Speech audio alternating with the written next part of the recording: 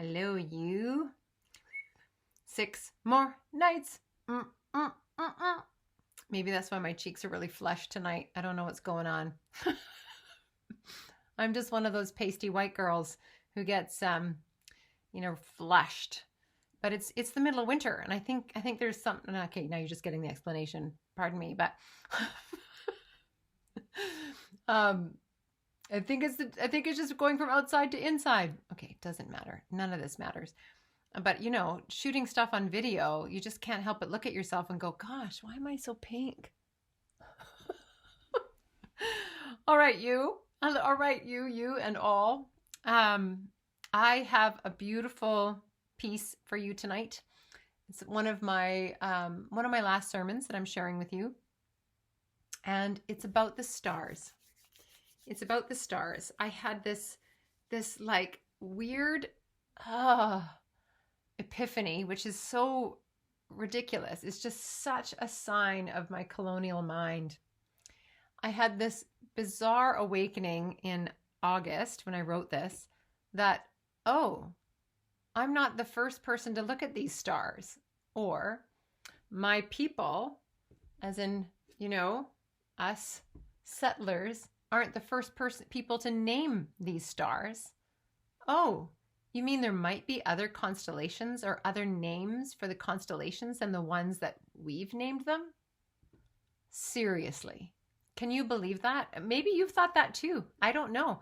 But it struck me, it floored me that my whole life, okay, I'm 50, I thought that there was no name for the stars before what we gave them.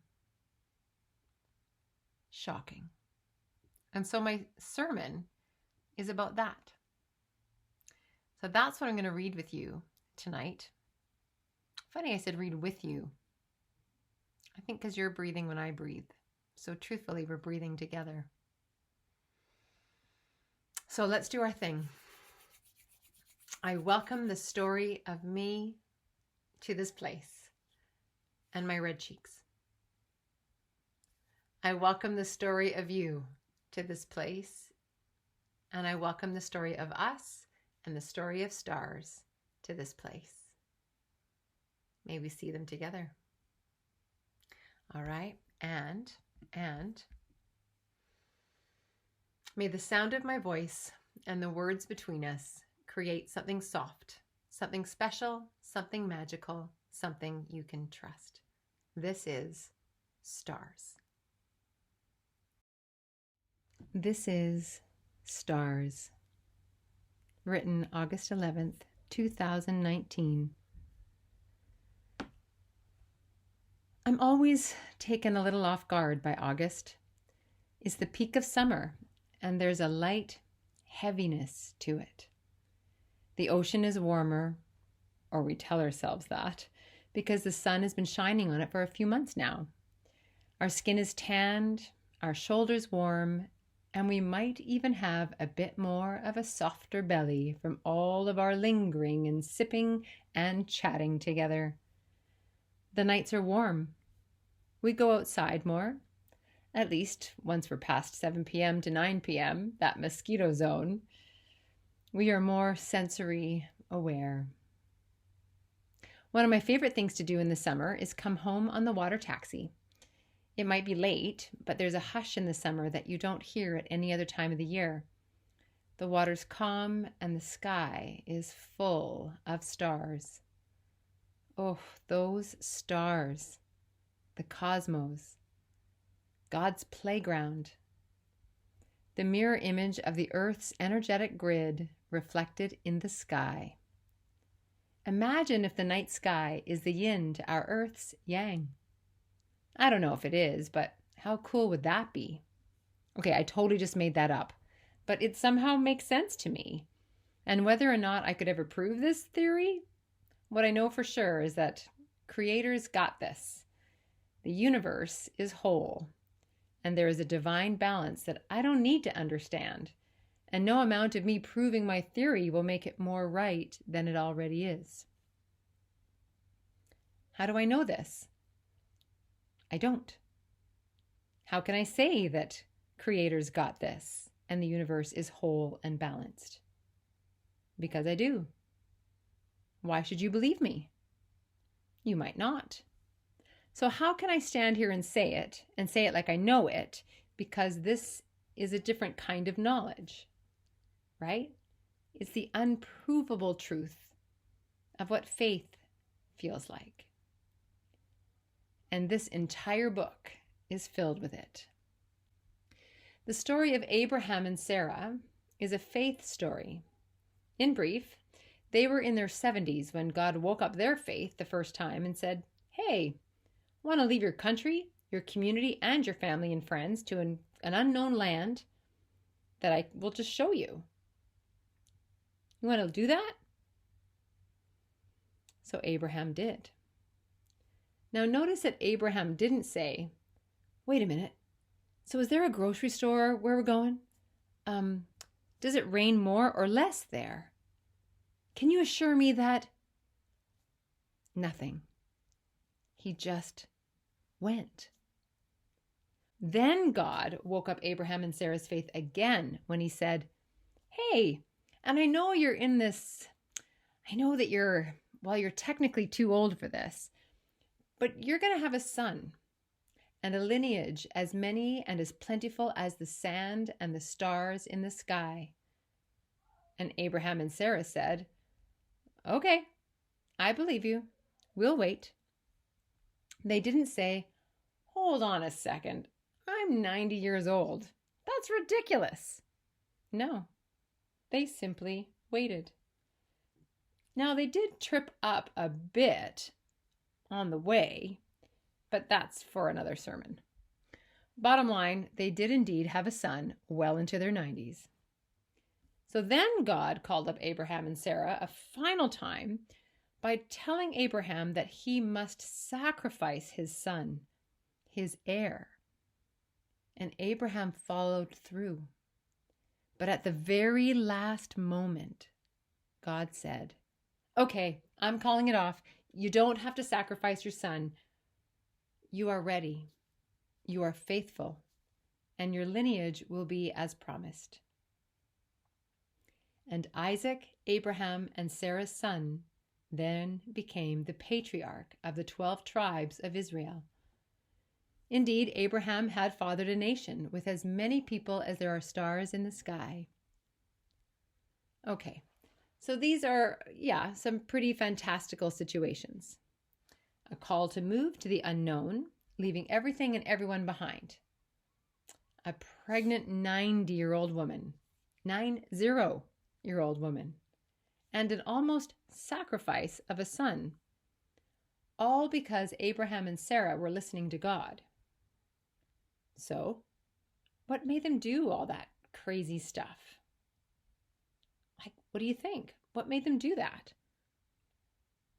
Yeah, their faith, right? So then where does faith come from? And where does that kind of faith come from? Right? And then how do we nurture that faith? Well, the answer is relationship. I think the greatest criticism against religion and church is the notion of blind faith. I've heard people say things like, "Well, if believing in a higher power brings them peace, then all power to them," as if belief and faith were as simple as that.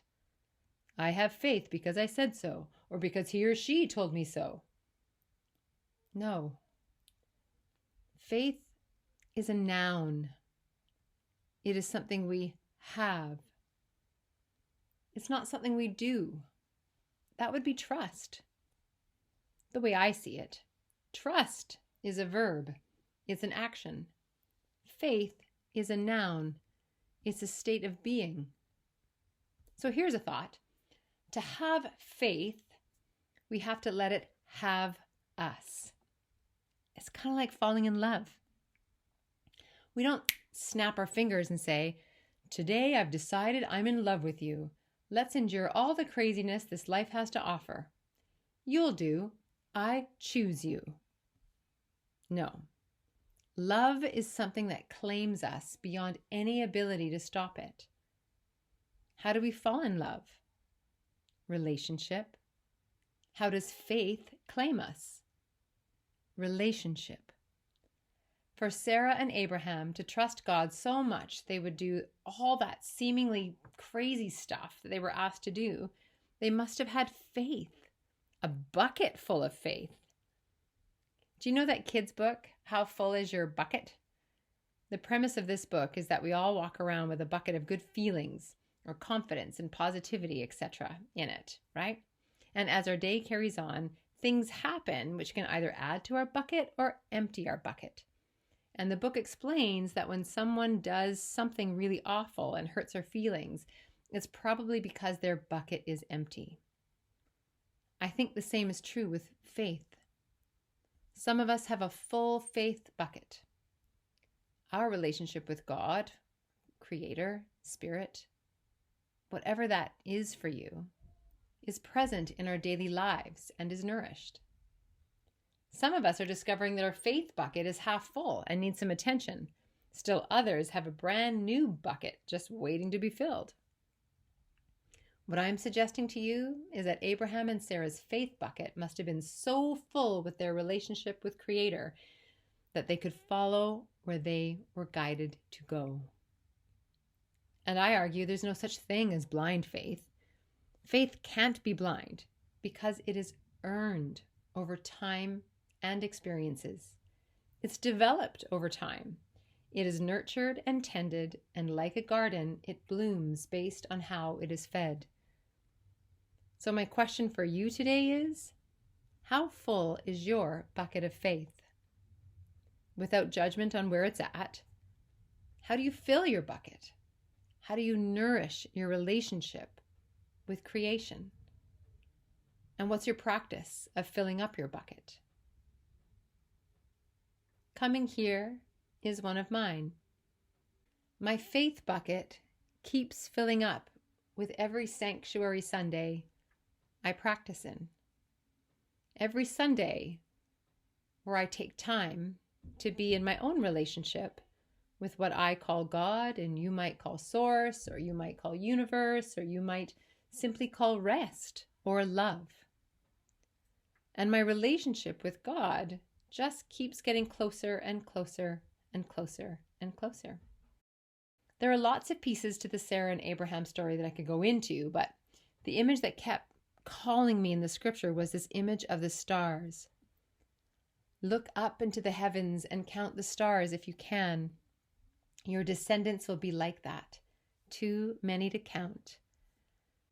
Stars, which leads me to this beautiful image of Wesakechak, a constellation as named by Aboriginal people. It's actually Orion's belt. It never occurred to me that Orion's belt could even have another name. It never occurred to me that my relationship with the stars is just that, my relationship.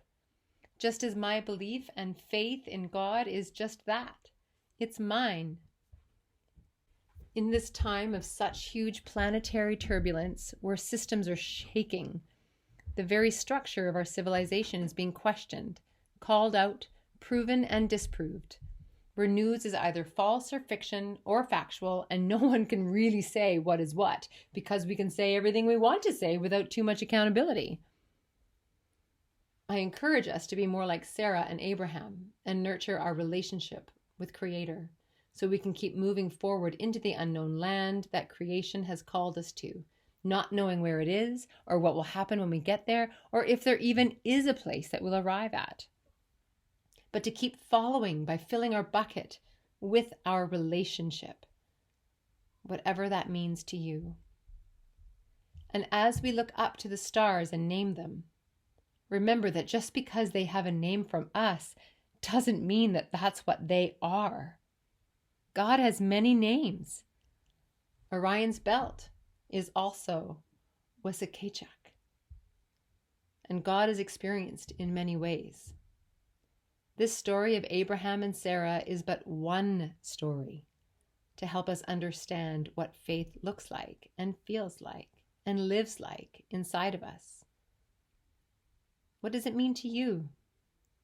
What is your relationship with God, Creator, Source, Universe, love, mystery? How might you follow the mystery of this gift of life with a full bucket of faith? And then what does that look like for you? So I hope that you will look up at the stars on a clear night and see them as if you'd seen them for the first time. I remember after having that kind of wake up, I imagined what it would feel like if I was a first person. If I was one of the first people here on the planet and I crawled out of the dark and I looked up at the sky, what would I think? What story would I make up? How would I feel? Would I communicate that to somebody else? And what would I say? And what would I see?